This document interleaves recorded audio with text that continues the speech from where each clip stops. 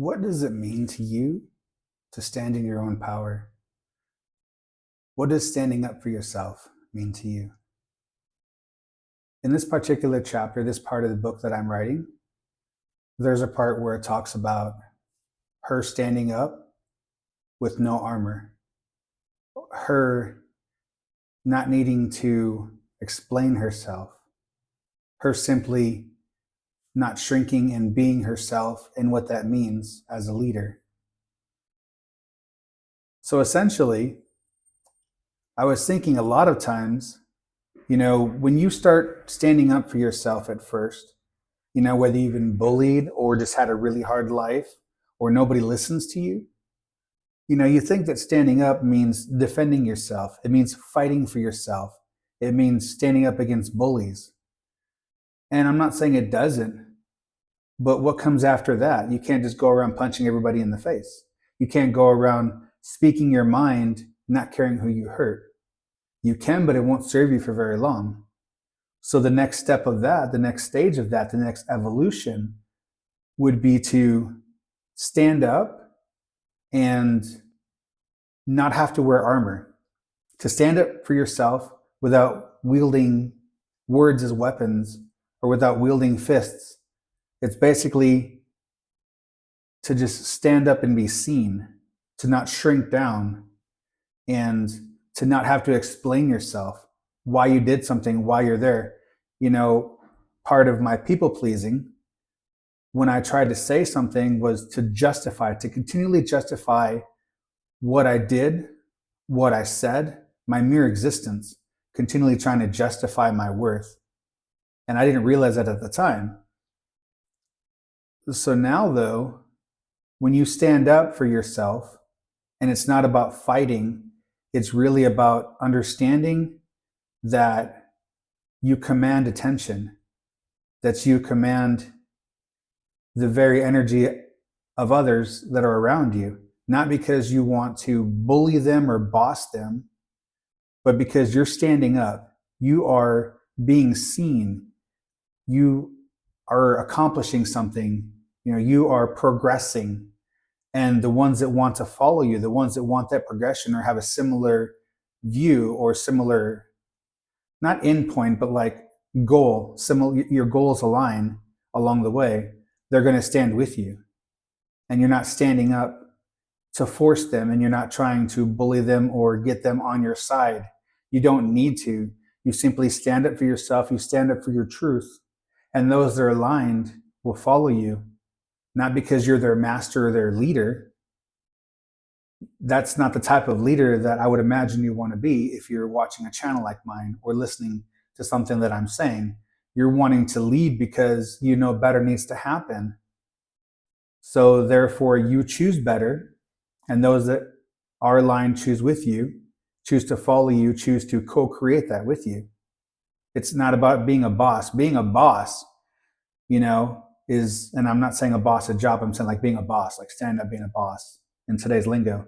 It's about being a leader. It's about knowing what you want and going towards that goal and bringing others with you to help create this, as opposed to stepping on others to get ahead or get higher. So really that's what this particular lesson that I had in the story. And it's not that I'm trying to write a story of lessons. It just comes naturally. I'm telling a story, and lessons are just part of it, because what is the story of our life but lessons? Lessons to be learned and growth to happen, evolution to happen. So through this, as she's evolving, she's learning to become a leader. She's learning to work with others. She's in a prison camp. She don't want to be the leader. She doesn't want to boss them around, because if you're in a prison camp, if you're in a situation where others are being oppressed and you stand atop of them to become a leader, what good is it if you become the oppressor? It's a slippery slope. You have to be careful with that power. But the very person that stands up for that is not standing up for the sake of the power. They're not grabbing the reins to whip the people that could be helping them. They're taking the reins to guide the others.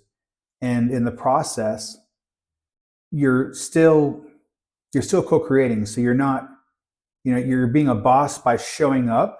You're being a boss by willing to lead, by doing what needs done, by helping guide others to what needs done, to looking for strengths in others and helping them become stronger, because as they become stronger, they lift you up as well. You're all working together. So that is the difference between being a boss and being a boss, if that makes any sense. So in this, she's standing up and she's wanting to lead these others. And at the moment, still, as I mentioned in previous videos, she's not trying to lead a revolution. She's not trying to revolt against the system. Not yet, anyways. She's trying to build them up. She's trying to help heal them. And as they become more healed and more whole, we're never really truly missing pieces. We're just having to remember and rediscover what we've forgotten. So as she's healing them through that, helping them stand up to remember themselves, she's leading by example. She's guiding and shepherding them in the process. And also in doing all this in the way that she's doing it, it's different. So the guards themselves also are becoming softened. They're people too. They may have been bullied and that's why they're bullying. Maybe that's why they're a guard, or maybe they wanted to help others. And as they went through the ranks, this is where they're stuck at. Who knows their story? That's their story. But for her story, the story she's telling, where the lessons are being learned and she's learning to grow and to lead others by example, she's learning to pick and choose where she spends her energy and where she rests her energy to become re-energized for the fight, so to speak. And through this, she's biding her time. She's creating the proper environment to make this an easier process. She's going with the flow. She's looking for signals outside of her that reflect what's going on inside of her. And she's just navigating this. And through all that, she's becoming the leader that is needed. And she's learning how to do it without armor, because she's not picking up arms to fight the guards. I'm not saying that's not going to happen. I'm not going to spoil that yet.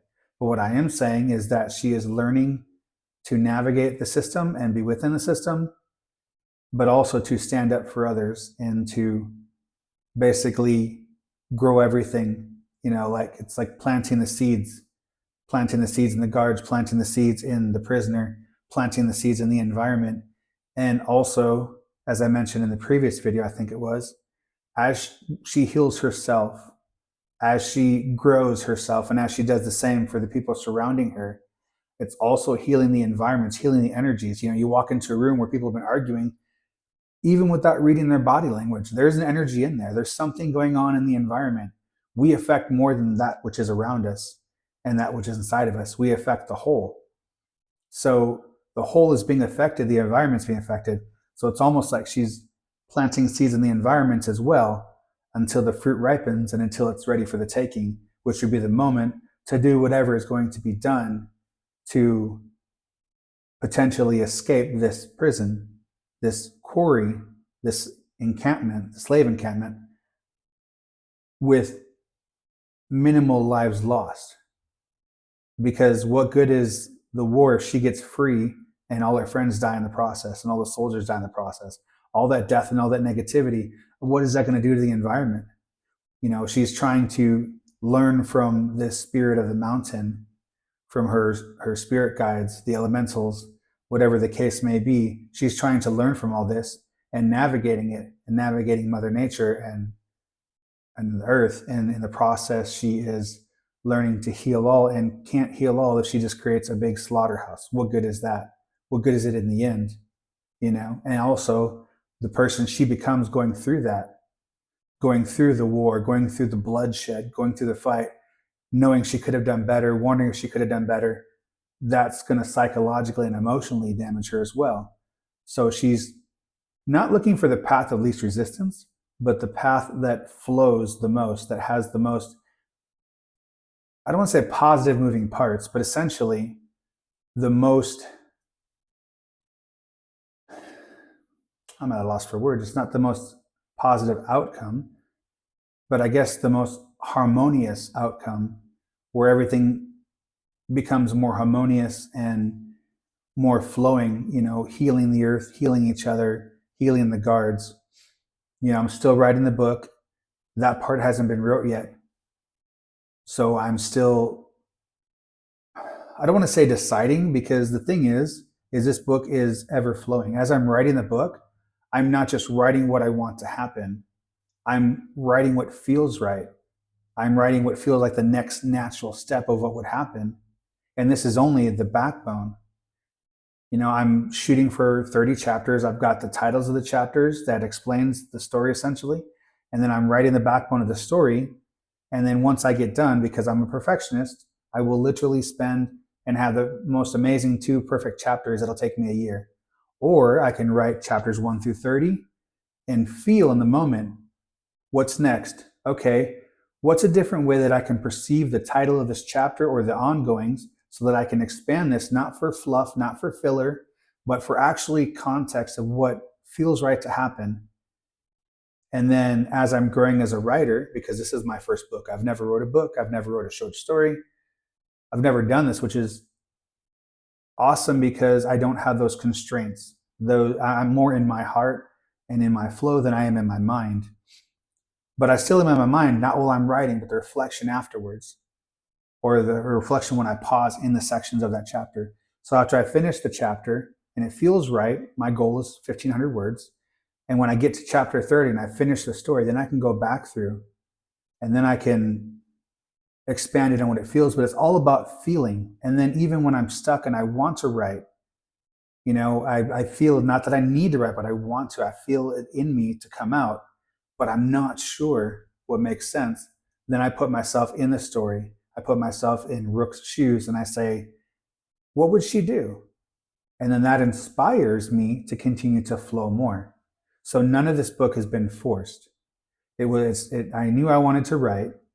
I had back in October, I had a month challenge.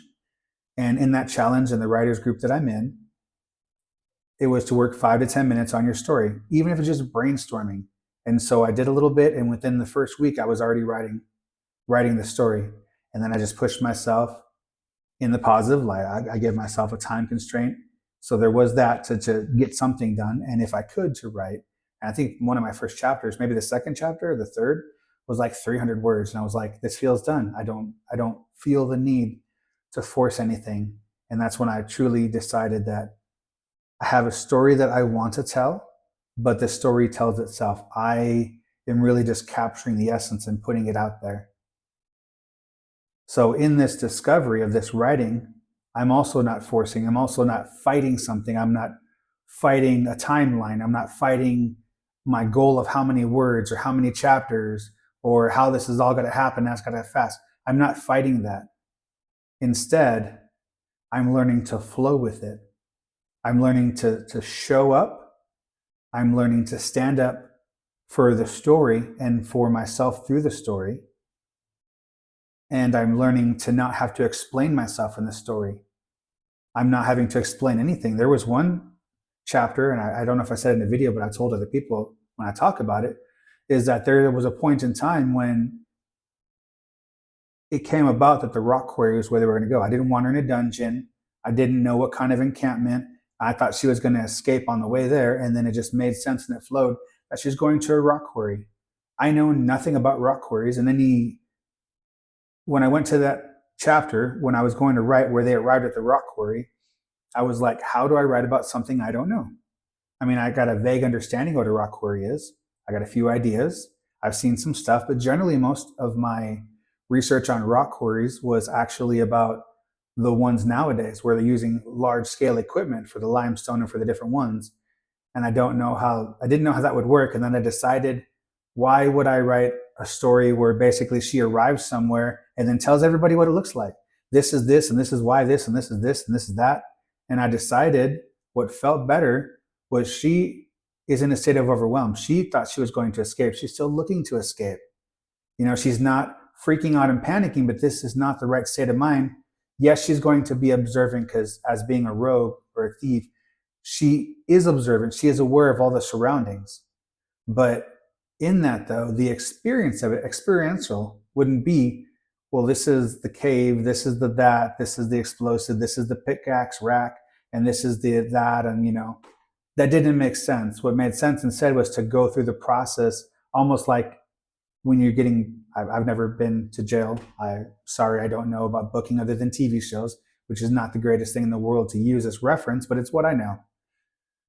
So, but in the booking process, they get the fingerprints and all stuff like that, and they go to their sale and they get their clothes part of that and whatever. I don't know. But I was thinking, what would it be like if she just arrived and she's being processed? I mean, I guess I shouldn't say that exactly because it's not exactly how the scene went, but that was my thought behind it, was how would this go when she arrives? And so in doing so, though, that's when I kind of learned to flow and to not fight, to not come sword and shield in hand, attacking and battling a book out. I'm not fighting against anything. I'm flowing in it. I'm letting it. I'm being aware of the surroundings and the feelings, and I'm letting this story tell itself through me and what feels right. And so in the same way, as I was explaining about her becoming a leader, she's doing the very same exact thing. I'm growing with this book too, because I'm learning to express myself and to express and handle ideas similar to this in the same way that she is actually learning to become a leader, to guide others. She's learning all these things, and it's all about the willingness to be observant, the willingness to conserve your energy and to take aligned action with what feels right. And that's actually lessons I'm getting in life as well. So it's really interesting how all this plays out. But that is my time. I think that I pretty well established the message that I felt like speaking on. And I feel like I went enough all around that I feel complete. And in the same way that I don't force the book, I don't force these videos, I shoot for a goal of 7 to 10 minutes, somewhere around 15. So somewhere in there, what feels right, where I land. And right now we're at almost 17 minutes. So I thank you. If you're here at the end of the video, you're a real one. I appreciate it. Whether you're seeing this the day that I post it, within a week's time, a month's time, a year's time, maybe it's years from now, and you're just happening across this video and you're inspired to write, or maybe you're going through things with leadership. But in any event, I would appreciate it if you would do me a favor and like, share, and subscribe, because that really helps others who could view this. This helps the algorithm, it helps the video, and it helps me as I work on helping everybody else. I work at being in service to others and myself. I serve through myself to others. So thank you for your time. I appreciate you sticking around. I love you. Comment below. Love you guys.